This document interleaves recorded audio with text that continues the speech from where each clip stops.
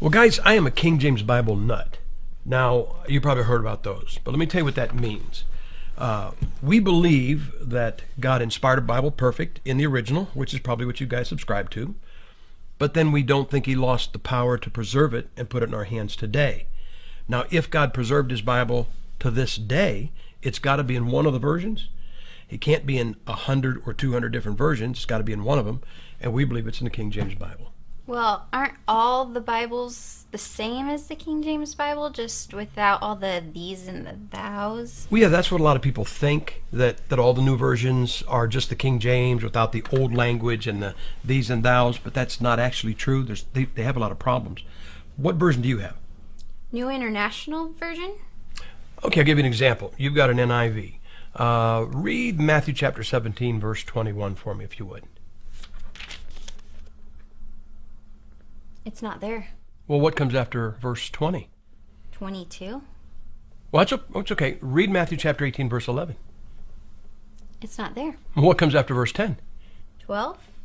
So you bought a Bible from somebody that couldn't count to 25? Well, those verses are in mine. Well, what version do you have? The New English Bible. Well, actually, there's a problem with that.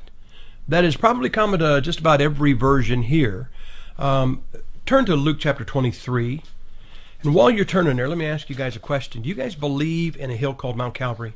You probably sang a hymn or two about Calvary. You saw a church, Calvary Baptist Church, it's a commonly used word.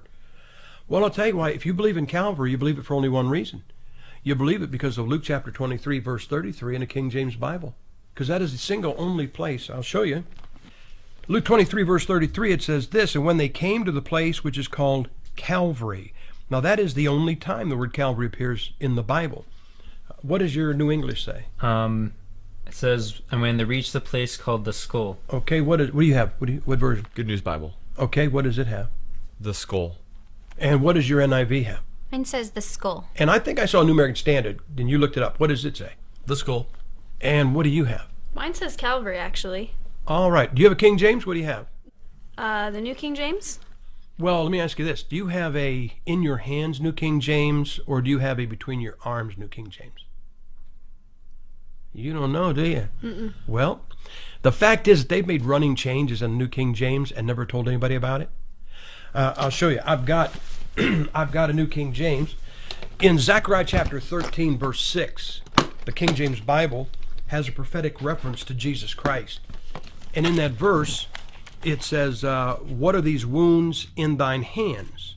Now this is a New King James Version. And here's what it says in verse 6.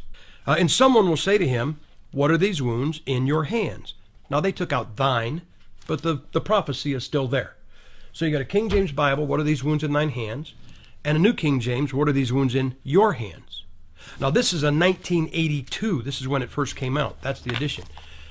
What does yours say? Mine says, "And one will say to him, what are these wounds between your arms?" Well, you just lost a prophetic reference to Jesus Christ, and you got two New King James versions, and they read differently, and nobody ever told anybody that they were making those changes. Yeah, but I think we could agree, that as long as the doctrines are intact, that's the most important part. Yeah, but let's remember something. The Bible is not a college textbook. I don't know of anybody that says, "Hey, what are you going to do tonight?" "Well, I'm going to go home and read my college textbook." Like there's nothing else to do. The Bible is our source for preaching. It goes far beyond just doctrine. And one of the problems with modern translations is they tend to put problems where there were no problems before.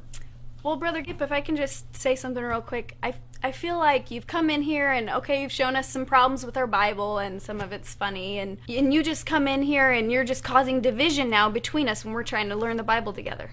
Well, I understand the sentiment of that statement, and sometimes it is construed that way, like you King James guys are causing division, and if it wasn't for that, we would have unity. But unity is just that. Think about this.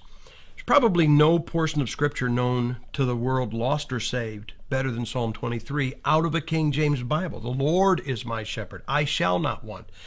So even a lost world knows what that sounds like out of a King James Bible. How about we just do it? How about we just all read?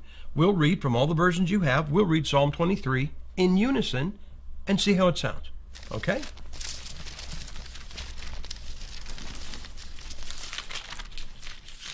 Now, before we read this, we all acknowledge from the Bible that God is not the author of confusion.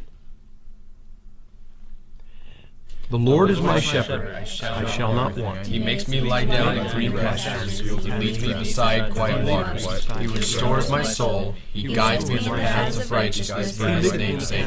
Even though I walk through the valley of the shadow of death, Darkness, I will not be afraid, Lord, for you are with me. Your shepherd's rod and staff protect Thou me. spreadest a table before me in the sight of mine enemies. Thou hast richly my cup overflows. Surely goodness and loving kindness will follow me all the days of my life. Love will be with me all my life, and your house will be my home as long as I live. Forever. Now, what one word best describes what you just heard?